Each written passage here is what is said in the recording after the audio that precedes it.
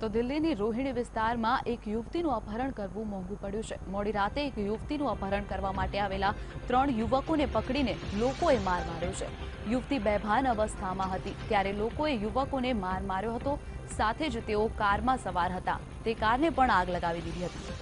યુવકો યુવતીને કારમાં લઈ જઈ રહ્યા હતા। યુવતીની બૂમો સાંભળીને કેટલાક લોકોએ પોતાની ગાડીઓનો કારનો પીછો કર્યો અને ઓવરટેક કરીને કારમાં રહેલા 3 લોકોને પકડી લીધા હતા। 3 આરોપીઓમાંથી એક ભાગવામાં સફળ થઈ ગયો છે તો અન્ય 2 યુવકો લોકોએ પોલીસને સોંપી દીધો છે।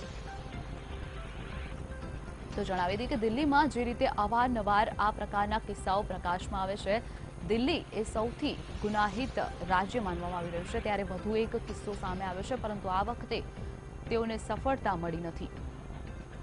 ગત રાત્રે 3 યુવકો દ્વારા ગાડીમાં એક યુવતીનું અપહરણ કરવામાં આવ્યું હતું જ્યારે યુવતીની બૂમાબૂમ સાંભળીને આસપાસના લોકો સાંભળતા જ ગાડીનો પીછો કર્યો હતો અને 3 લોકોને પકડવામાં એકને ભાગવામાં સફળતા મળી હતી જ્યારે 2 વ્યક્તિને પકડીને પોલીસને હવાલે કરવામાં આવ્યા છે।